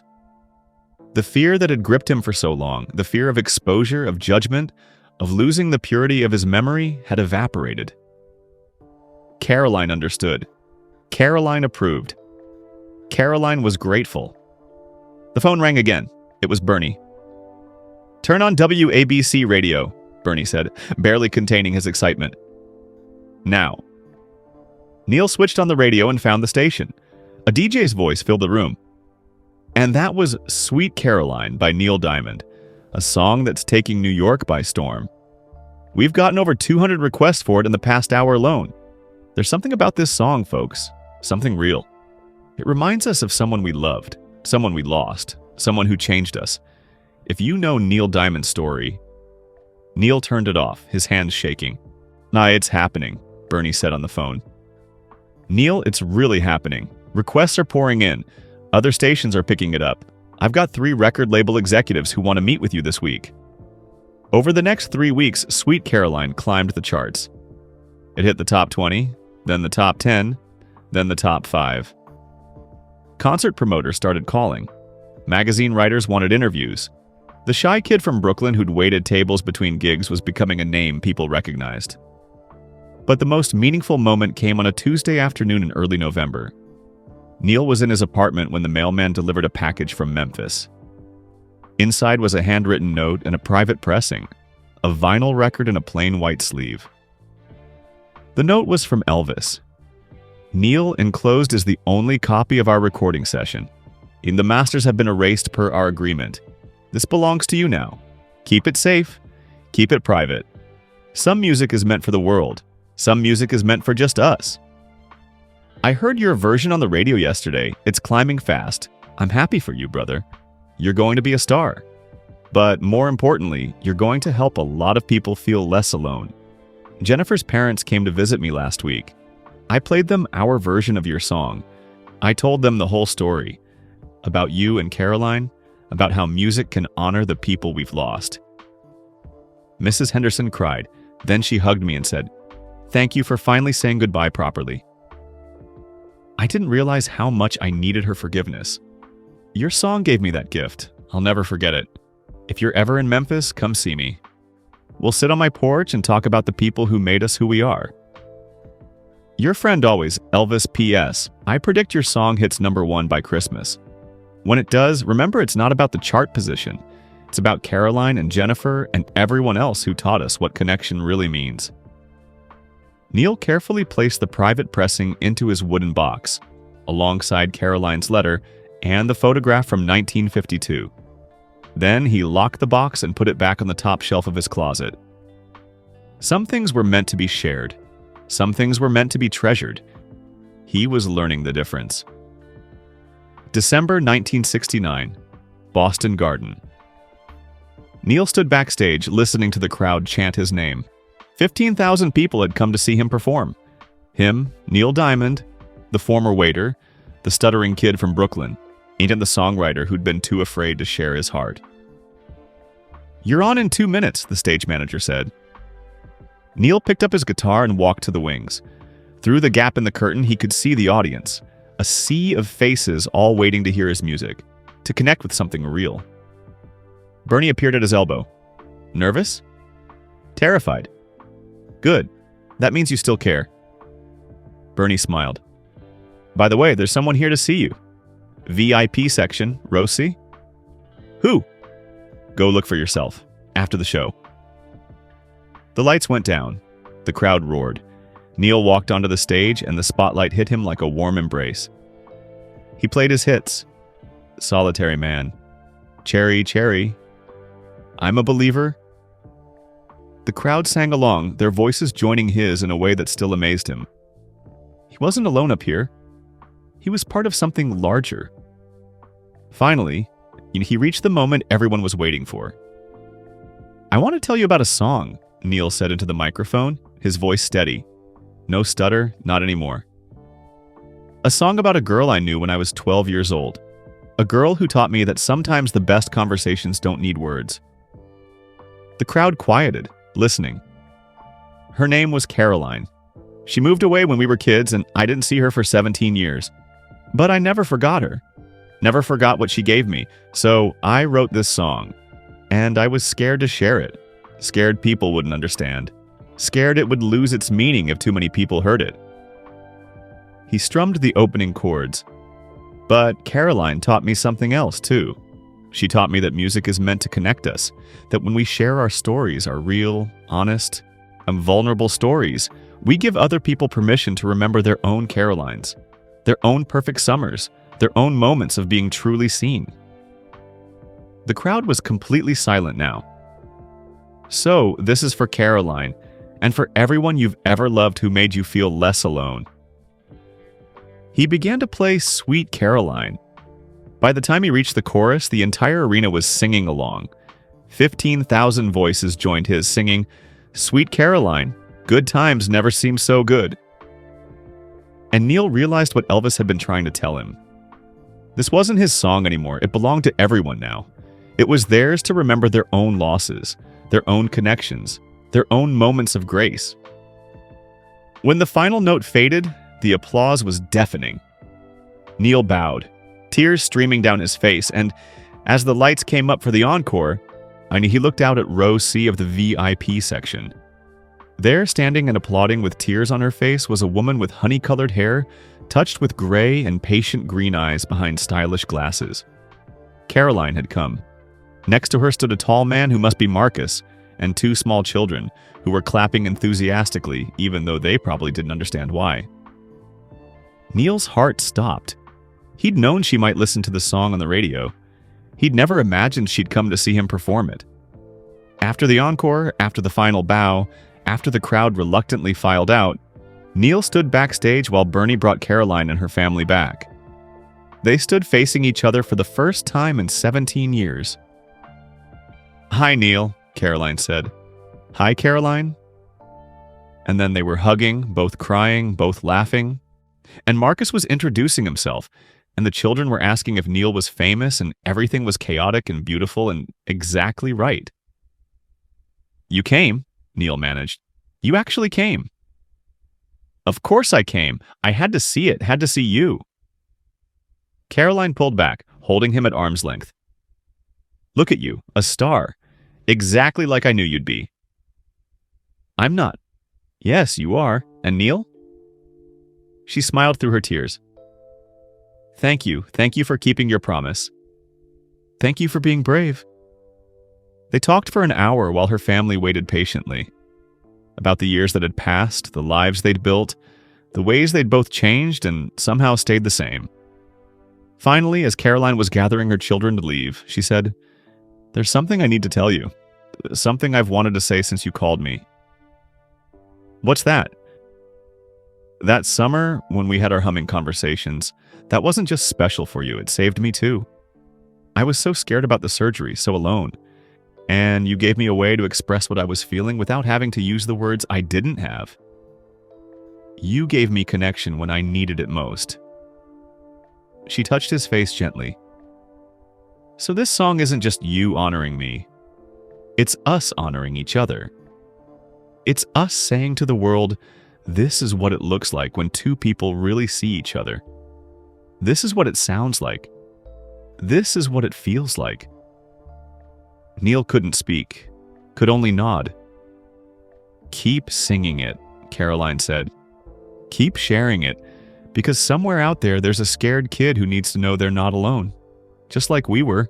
Yeah, and your song will find them." She kissed his cheek, gathered her family, and headed for the exit. "Caroline?" Neil called after her. She turned. "Want to try something?" Understanding dawned on her face. She smiled and began to hum. The old melody from Brooklyn, the one that meant, "I'll remember you forever." Neil hummed back, "I'll write it down so I never forget." Her children looked confused, but Marcus put his arms around them and watched with tears in his eyes as two middle-aged people stood in a concert hall hallway and had a conversation without words. When they finished, Caroline waved once more and disappeared through the exit.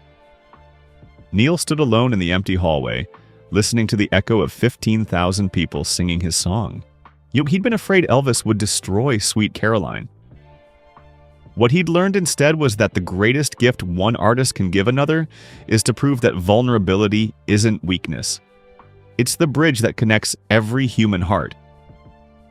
He walked back to his dressing room, where the wooden box waited in his bag. Inside were three treasures now: Caroline's letter, the photograph from 1952, and Elvis's private pressing. Memories preserved. Promises kept. Connections honored. Neil closed the box and smiled. Some music was meant for the world. Some music was meant for just us. And the best music, the music that mattered, was meant for both. 6 months later, April 1970. Neil sat in his new apartment, larger now with a view of Central Park and enough space for a proper music room. Sweet Caroline had peaked at number 4 on the Billboard charts. Not number one, as Elvis had predicted, but high enough to change everything. The royalty checks were bigger than anything he'd imagined. Concert venues that once held 200 people now held 2,000. Magazine covers, television appearances, the kind of success he'd dreamed about for years. But none of it felt quite real. The phone rang at 9 in the morning. Neil answered, expecting Bernie with news about another booking. "Mr. Diamond?" An unfamiliar woman's voice, professional but strained. "This is Mary Henderson, Jennifer's mother from Memphis." Neil's breath caught. "Mrs. Henderson, how did you get my number?" "Elvis gave it to me. I hope that's all right." "Of course. Is everything okay?" A long pause. "I'm calling because I wanted to thank you. Elvis told me the whole story about your song, about Caroline, about how it helped him finally say goodbye to Jennifer properly." "He played you the recording?" "Yes, last November. It was..." Her voice broke. "It was the most beautiful thing I'd ever heard. The way he sang it, so honest, so raw. For the first time since the accident, I felt like someone truly understood how much we'd lost."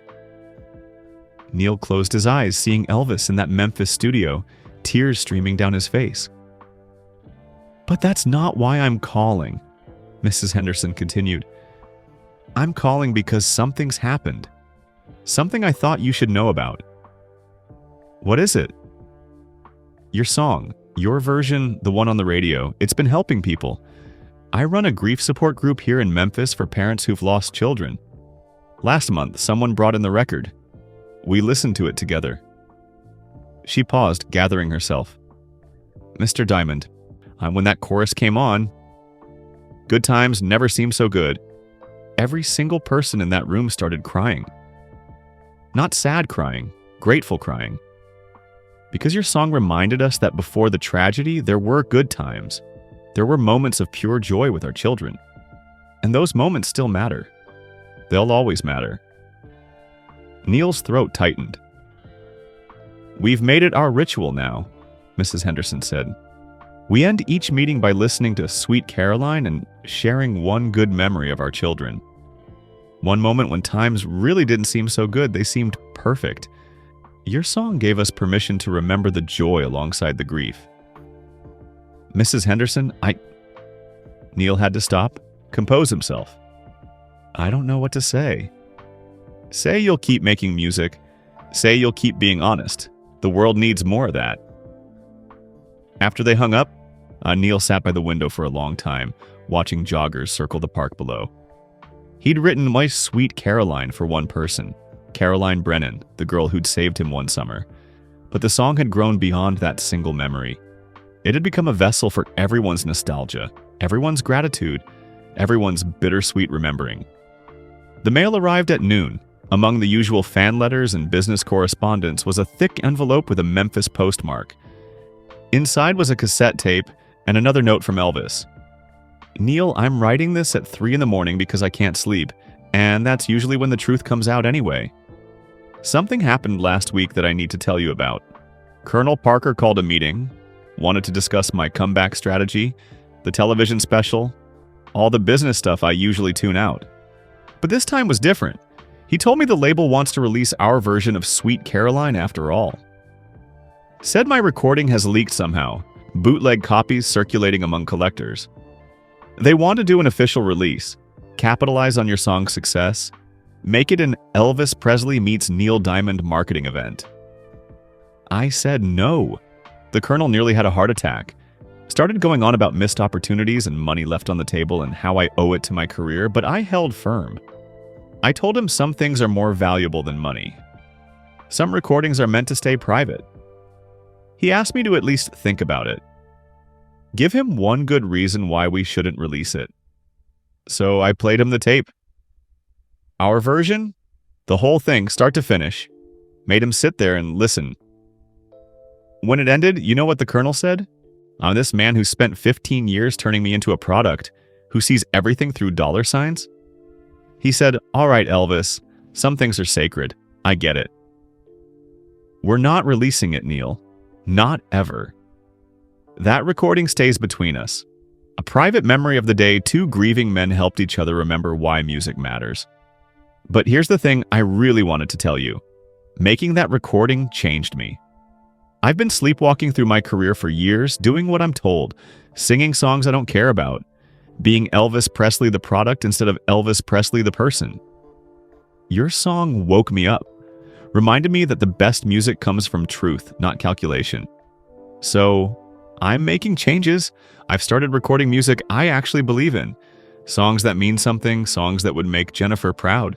I owe you for that. I owe Caroline for inspiring you. I owe Jennifer for teaching me what presence really means. The enclosed tape is something I recorded last week. Just me and my guitar, no production, no band. A song I wrote about Jennifer. I've never shared it with anyone, but I want you to have it. Because you understand. You get it in a way most people don't. Your friend always, Elvis P.S. Your version of Sweet Caroline just went gold. Congratulations, brother. You earned it. Neil pulled out the cassette player Marcia had bought him for his birthday and inserted the tape. After a moment of hiss and static, Elvis's voice came through. Unmistakable but different. Quieter, more intimate. Just him and an acoustic guitar, like he'd said. Yet the song was called The Girl Who Waited. It was about a 9-year-old who'd sat on a porch and listened without judgment. About small hands that could quiet a storm. About laughter that cut through the noise of fame and fortune and reminded a lost man what it meant to be human. Elvis's voice cracked throughout, but he never stopped. Never edited himself. Just sang the truth, raw and unpolished and absolutely devastating. When the song ended, Neil was weeping. He called Bernie immediately. We need to do something, some kind of tribute concert, for parents who've lost children, all proceeds to grief support groups. That's a beautiful idea, Neil, but why the urgency? Because I just realized something. This song, Sweet Caroline, it was never just about preserving a memory. It's about honoring the people who change us, honor the connections that save us, and if music can do that for me, it can do it for others. Bernie was quiet. Then, let me make some calls.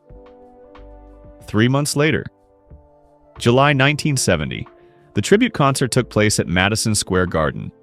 Neil had never played a venue this large. 20,000 seats, every single one filled. The proceeds would go to grief support organizations across the country. Backstage, Neil was more nervous than he'd ever been. This wasn't just another concert. This was something that mattered. Something that honored Jennifer and Caroline and everyone else who'd taught the living how to truly live. Bernie appeared with a telegram. This just arrived. Yang, it's from Memphis. Neil opened it. Neil, stop wish I could be there. Stop know you'll make Jennifer proud. Stop also making me proud. Stop you're doing what artists are supposed to do. Stop turning pain into purpose. Stop good luck tonight. Stop, Elvis. Neil folded the telegram carefully and put it in his pocket, next to the note Elvis had written in Memphis that day. The stage manager called 5 minutes. Neil walked to the wings and looked out at the massive crowd. In the front row, he spotted Caroline and her family. She'd flown out from San Francisco especially for tonight. Next to her sat Mrs. Henderson, Jennifer's mother, who'd traveled from Memphis with her husband. 2 women who'd never met, connected by the strange alchemy of music and loss. The lights went down. The crowd roared. Neil walked onto the stage. Thank you for coming, he said into the microphone, his voice steady and strong. Tonight is special. Tonight we're going to remember the people who changed us. The ones who taught us what connection really means. The ones who are gone, but never really leave. He launched into his set, and the music flowed like it never had before. He wasn't performing, he was channeling. Every song became a tribute, a thank you note, a bridge between past and present. When he finally reached Sweet Caroline, he paused. Before I play this, I want to tell you the truth about it, Neil said. For months, people have asked me who Caroline is, what the song means, and I've given vague answers because I was still learning to be vulnerable in public. The crowd was silent, listening. But tonight, I want to tell you the real story. He told them everything. Muck about 12-year-old Neil who stuttered. About Caroline who waited patiently through his blocked words. about humming conversations and firefly evenings in a summer that taught him what it meant to be understood. Caroline wrote me a letter before she moved away, Neil continued. She was facing heart surgery, 50-50 chance of survival, and in that letter she asked me to be brave, to make music that connected people, to share our story with the world. He gestured to the front row. She's here tonight, Caroline Brennan Shaw. She survived that surgery. She became a music teacher. She teaches children who struggle with words how to communicate through music, just like she taught me. The crowd erupted in applause. Caroline stood, tears streaming down her face, waving to the audience. But there's another person this song honors, Neil said. A 9-year-old girl named Jennifer Henderson who taught Elvis Presley what presence really means. She died in a car accident. Her mother is also here tonight. More applause as Mrs. Henderson stood, wiping her eyes. This song started as my private memory, Neil said, but it's become everyone's memory, everyone's gratitude, everyone's way of saying the people who truly see us, who truly hear us, they change our lives, and we honor them by living fully, by being brave, by connecting.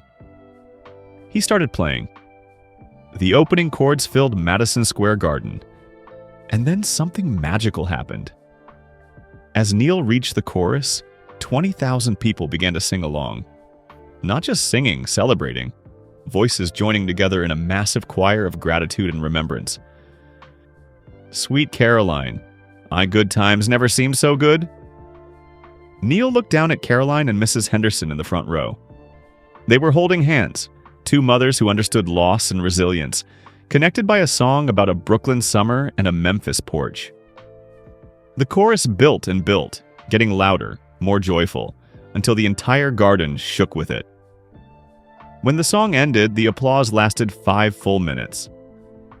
Neil stood at the microphone, overwhelmed, and said the only thing he could think to say, "Music doesn't erase our losses, but it reminds us that love is stronger than grief.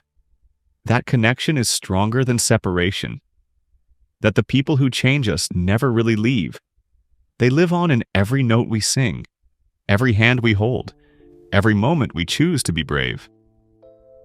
The crowd rose to their feet. Backstage after the show, Neil met with Caroline and Mrs. Henderson. They embraced, 3 people who'd never have met without tragedy and music intertwining their lives. Jennifer would have loved this, Mrs. Henderson said. She would have been right up front, clapping along, demanding an encore.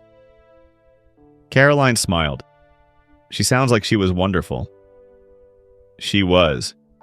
Just like you were. R for Neil. They talked for an hour, sharing stories, finding common ground in their different griefs and different joys.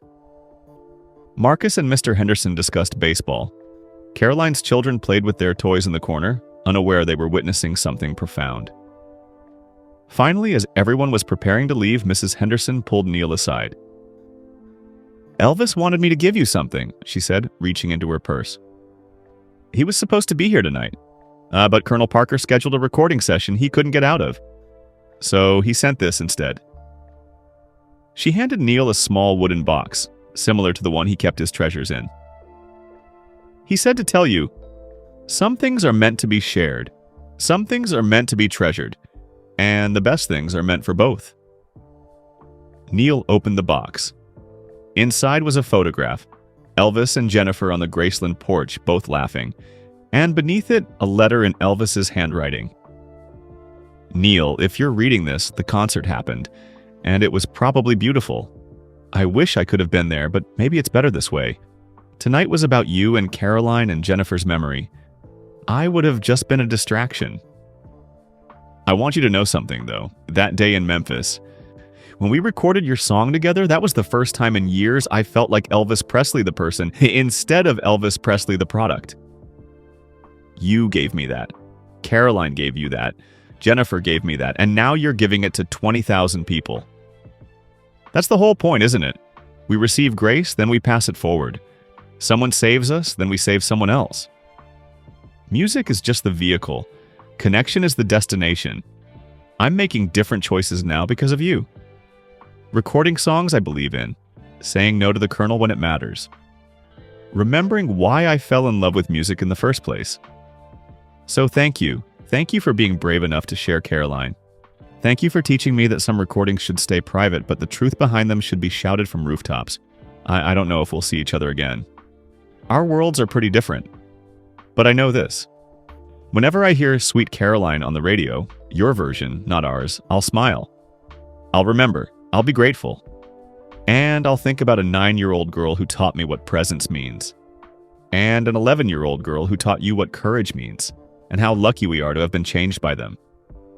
Keep making music that matters, brother. Your friend always, Elvis P.S. Mrs. Henderson told me about your grief support initiative. That's beautiful, man. That's music becoming purpose. That's exactly what Jennifer and Caroline would want. Neil closed the box carefully and looked up at Mrs. Henderson. Thank you. This means everything. He meant every word, she said.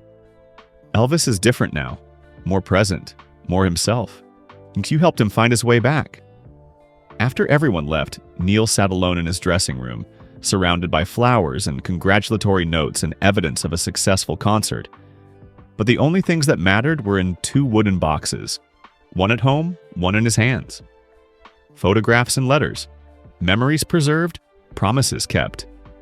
He thought about the journey from that terrifying phone call to this moment, how he'd almost said no out of fear, how Elvis had helped him understand that vulnerability isn't weakness, how Caroline had asked him to be brave 17 years ago, and he'd finally found the courage to honor that request. The song that almost never was had become the song that saved 2 men, one from obscurity, one from emptiness. And in the process, it had touched thousands of others who needed to remember that good times did exist, yet even when grief tried to erase them. Neil pulled out a piece of paper and began writing. Not lyrics, a letter. To Caroline, thanking her for everything. To Mrs. Henderson, promising to keep Jennifer's memory alive through music. To Elvis, acknowledging the gift of that Memphis afternoon. But mostly, he wrote to his 12-year-old self, the stuttering kid who thought he was broken. The boy who couldn't speak but learned to sing. Dear Neil, you're going to be okay. More than okay. The stutter that traps you now will eventually fade. The fear that grips you will eventually loosen. The loneliness you feel will eventually transform into connection. There's a girl coming into your life. Her name is Caroline. She's going to teach you that communication doesn't require perfect words. It requires patient ears and open hearts. Don't forget what she shows you. Years from now, you're going to be afraid. Afraid to share what matters most. Afraid that success will corrupt your memories. Afraid that the world will misunderstand. Be afraid. Feel it fully, then do it anyway.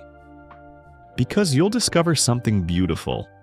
When you share your truth, you give others permission to share theirs. When you honor your Caroline, you help others honor their own. When you transform pain into purpose, you prove that suffering doesn't have to be the end of the story. It can be the beginning. The phone is going to ring. Colonel Parker will terrify you. Elvis will amaze you. And through it all, you'll learn that the greatest gift isn't fame or fortune. It's the courage to stay vulnerable in a world that rewards armor. It's the wisdom to know which memories to share and which to treasure. It's the faith that your small Brooklyn summer matters as much as anything in this big, loud world. Trust that. Trust Caroline. Trust Elvis. Trust the music. And most of all, trust yourself. You're going to write a song that changes everything. Not because it's perfect, but because it's true. And in the end, that's all any of us can offer. Our truths, our hearts, our willingness to reach out and touch hands even when we're afraid. Good times never seem so good. They're even better than you imagine. Love, your future self. Neil folded the letter and placed it in the wooden box with Elvis's photograph. Then he picked up his guitar and began to play, not Sweet Caroline, but something new. Something inspired by this journey. A song about fear transformed into courage. About memories becoming bridges. About 2 men in different cities who'd never met until music made them brothers. The melody flowed easily, naturally, like humming on a Brooklyn porch. Outside Madison Square Garden, the city buzzed with its usual chaos. Taxis honking, people rushing, life moving forward with indifferent momentum. But inside the small dressing room, Neil Diamond sat with his guitar and his memories and the certain knowledge that he'd done what Caroline asked all those years ago. He'd been brave. He'd shared their summer with the world, and the world had shared its summers back. That was the gift. That was the purpose. That was why we make music in the first place. Not to avoid pain, but to transform it. Not to forget those we've lost, but to honor them. Not to hide our hearts, but to offer them freely and trust that somewhere, someone is offering theirs in return. Neil looked at the two wooden boxes, one containing Caroline's past, one containing Elvis's present, and smiled. Some music was meant for the world. Some music was meant for just us. And the best music, the music that changed everything, was meant for both. He played the new melody again, perfecting it, knowing this wouldn't be his last song about connection and courage and the people who save us. It was just the beginning. Outside, morning light began to creep across the Manhattan skyline. Inside, a songwriter who'd feared Elvis would destroy his song had discovered something far more valuable than protection or control. He'd discovered that when you share your heart, you multiply it. He discovered that vulnerability is the only honest language. And he discovered that good times never seemed so good until you learned to share them. The song that almost never was had become the song that saved two men, and through them, it had saved thousands more. That was the real miracle. That was what happened when you stopped being afraid and started being brave. That was music. And that's the incredible true story of how Neil Diamond almost said no to Elvis Presley, and how one song about a childhood friendship ended up touching millions of hearts around the world. Now we want to hear from you. Tell us in the comments below. Where are you listening from? What memories does sweet Caroline bring back for you? If this story touched your heart, please hit that like button and subscribe to our channel. Your support helps us share more inspiring stories like this one and spread kindness across the world. And don't go anywhere yet. Click on the video appearing on your screen right now for another amazing story that will inspire you. Thanks for watching, and remember, good times never seem so good when we share them together.